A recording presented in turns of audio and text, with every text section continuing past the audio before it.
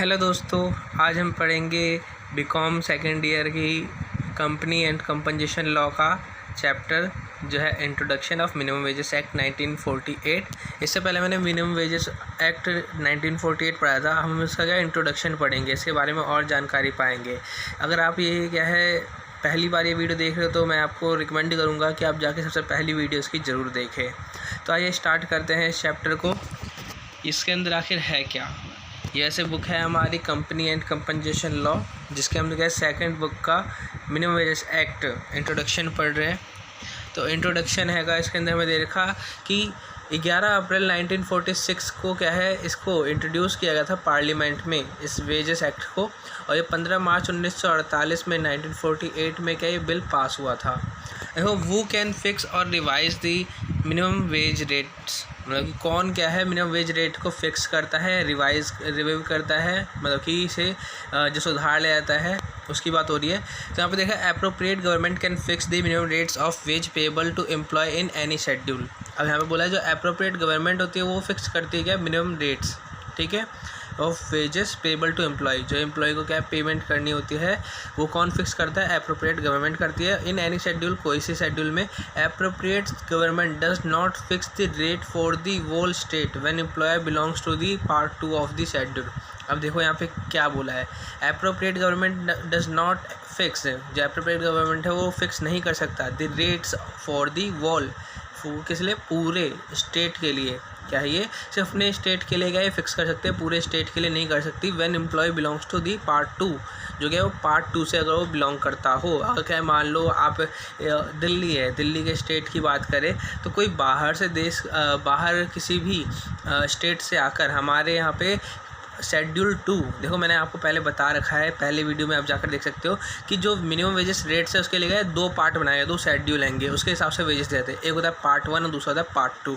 तो पार्ट 1 जो होता है शेड्यूल का, उसके अंदर क्या है वो कंपनी में काम करना, जो भी है फैक्ट्री में काम करते हैं वो आ जाता है। और जो सेकंड शेड्यूल होता है उसके अंदर क्या है फार्मिंग के बारे में आता है। तो अगर कोई दूसरे स्टेट से आके क्या है पार्ट 2 के अंदर काम कर रहा हो, सेकंड शेड्यूल के अंदर काम कर रहा हो, तो उसके लिए क्या है एप्रोप्रिएट गवर्नमेंट क्या है वेजेस फिक्स नहीं कर सकती, ये बोला गया यहाँ पर।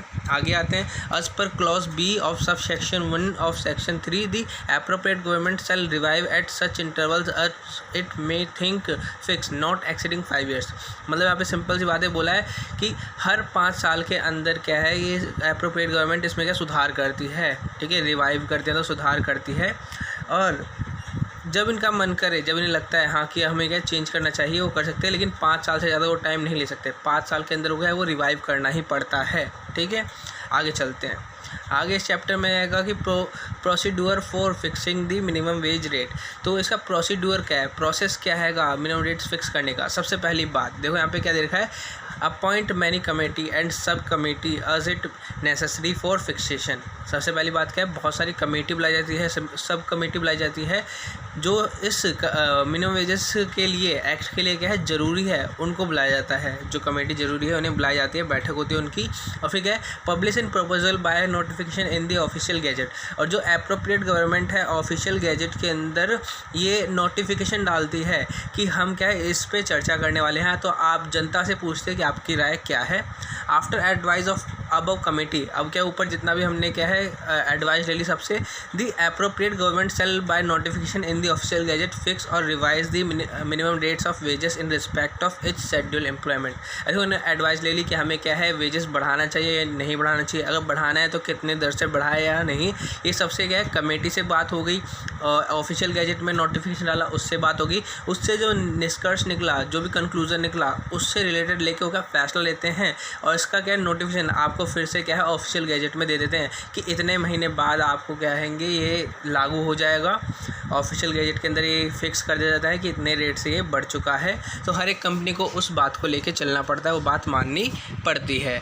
इतना आप समझ रहे होंगे। आगे चलते हैंगे, यहाँ पे दे रखा आपको payment of minimum rates of wages. तो wages at rate not less than the minimum rate of wages fixed by such notification for that class of employee in the employment without any deduction। अगर यहाँ पे बोला गया है payment कैसे होगी minimum rates की, तो सिंपल सी बात है, जो वेजेस होगा पेमेंट जो होगी उसका रेट होगा not less than minimum rate. जो मिनिमम रेट सरकार ने फिक्स कर रखा है उससे कम आप उसे दे ही नहीं सकते, ठीक है। Fix by such notification for that class of employ in the employment without any deduction. उसमें आप कोई भी डिडक्शन नहीं कर सकते, जो क्या है सरकार ने अप्रोप्रिएट गवर्नमेंट ने फिक्स कर दिया मिनिमम वेजेस आपको उतना वेजेस देना पड़ेगा, उसमें कोई डिडक्शन नहीं कर सकते सिवाय उस डिडक्शन के, जैसे ESI एक्ट का फंड है तो उसके लिए जो 0.75% काटा जाता है वो क्या आपको देना पड़ेगा, उसके अलावा कुछ नहीं है, ठीक है। आगे चलते हैंगे।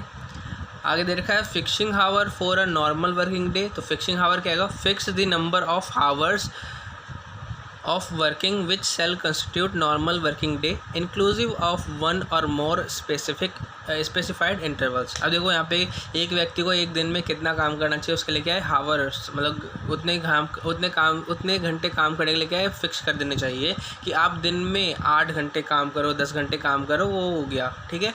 तो फिक्स कर दिया जाता है और inclusive of one or more specific interval. अब देखो उसके अंदर क्या है, आप पूरा दिन काम करो तो उसके अंदर भी क्या है एम्प्लॉयर को आपको एक इंटरवल देना पड़ेगा, वो पूरे 1 या 2 लेकिन एक तो देना ही पड़ेगा। जैसे कि लंच रिसेस टाइम होता है 1 से 2 बजे का, तो वो चीज़ हो गया क्या, वो आपको देना ही पड़ेगा। इसके अलावा देखा provide for day of first in every period of 7 days payment of remuneration in respect of such days of rest. अब देखो यहाँ पे देखा है आपको हफ्ते में कम से कम एक दिन क्या है रेस्ट के लिए दिया जाना चाहिए, जैसे संडे की छुट्टी होती है, कहीं पे सोमवार की होती है, ऐसे क्या है जो रेस्ट दिया जाता है उसकी बात हो रही है। तो आपको हर एक एम्प्लॉय को एक दिन का रेस्ट दिया जाएगा, एम्प्लॉयर द्वारा एम्प्लॉय को एक दिन का रेस्ट दिया जाएगा और उसके क्या है उसके पैसे भी देने पड़ेंगे। ऐसा नहीं है कि उस दिन वो छुट्टी हुई है उसके क्या है उन्हें क्या है रेमुनरेशन मिलता है, पैसे मिलते हैं। आगे चलते हैं। Provide for payment for work on a day of rest at a rate not less than the over time rate. अब देखो इसका समझो क्या बोला है, provide for payment for work on a day of rest at a rate not less than over time rate. कई बार ऐसा हो जाता है कि जो एम्प्लॉय होते हैं उन्हें क्या कुछ ज़रूरी काम आ जाता है, एमरजेंसी आ जाती है, घर में कुछ भी आपातकालीन स्थिति आ जाती है, कुछ भी हो जाता है, तो उस स्थिति में वो जब काम पे नहीं आ पाता तो उसके लिए क्या है उन्हें ओवर टाइम रेट के हिसाब से पैसे देने पड़ेंगे, क्योंकि उसकी कुछ मजबूरी रही होगी, इसकी बात हो रही है। इसके भी बहुत सारे पहलू आएंगे, आपके बुक में दे रखा है, एक बार देख लेना, बस टॉपिक वाइज है 4-5। आगे चलते हैं। Payment of over time.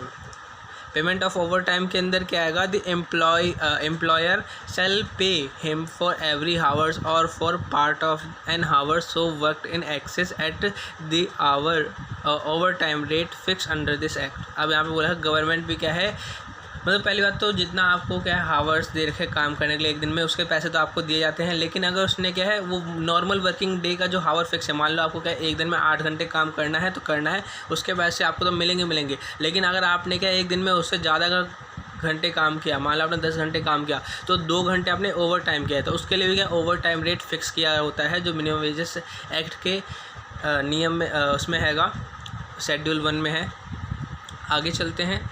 देखा वेजेस फॉर फेवर हावर्स। देखो फेवर हावर्स का मतलब समझो पहले, मतलब कि एक एम्प्लॉय है वो एक दिन में नॉर्मल जो 8 आवर्स का काम होता है उसे नहीं करके क्या 6 घंटे का काम करता है, तो उसे कहते हैं फेवर आवर्स। मतलब कि एम्प्लॉय वो work less than the request number of hours considering a normal working day.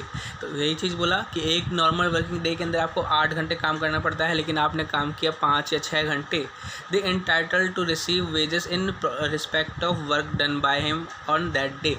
तो उसके लिए उसे उतना ही पैसा मिलेगा जितने घंटे वो काम किया है। एंटाइटल्ड वो हकदार है to receive wages in respect of work, मतलब जितना उसने काम किया है उसी के हिसाब से। अगर उसने 5 घंटे काम किया तो 5 घंटे के हिसाब से उसे क्या है सैलरी मिलेगी, रेमुनरेशन मिलेगा। 8 घंटे का उसे नहीं मिलेगा। समझ हो गया इतना। आगे चलते हैं। आगे का वेजेस फॉर 2 और मोर क्लासेस ऑफ वर्क। देखो यहाँ पे क्या है, मान लो एक फैक्ट्री है, वहाँ पे क्या 2 क्लासेस ऑफ वर्क है और दोनों के क्या रेट अलग है। एक क्लास के अंदर मान लो आपको पैकिंग करनी है, दूसरे क्लास के अंदर आपको कुछ और काम दे दिया, ठीक है, उसे लोडिंग का काम मान लो। तो पैकिंग का काम और लोडिंग का काम का जो रेट है वो अलग अलग है।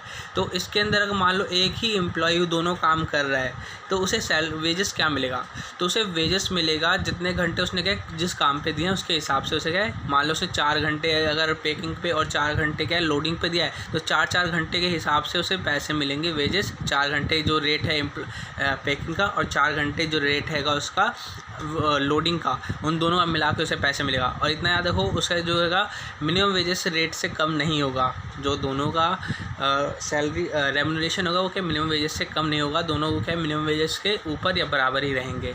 ये हो गया। तो ये चैप्टर अब होता है ख़त्म। होपफुली आपको ये चैप्टर अच्छा लगा होगा, आपको सब कुछ समझ आ गया होगा। अगर आपको ये चैप्टर अच्छा लगे तो लाइक और सब्सक्राइब जरूर कीजिएगा। ऐसे इस चैप्टर में कुछ खास था नहीं। मैं इसका इस चैप्टर से पहले जो मैंने मिनिमम वेजेस एक्ट 1948 के बारे में जो वीडियो बनाई थी उसकी डिस्क्रिप्शन आपको इसमें मिल जाएगी। ये उसका इंट्रोडक्शन था, मतलब वो पार्ट ए था, ये पार्ट बी था। तो thank you guys for watching my video. अगर आपको वीडियो अच्छी लगी हो तो सब्सक्राइब भी जरूर कर दीजिएगा। Thank you.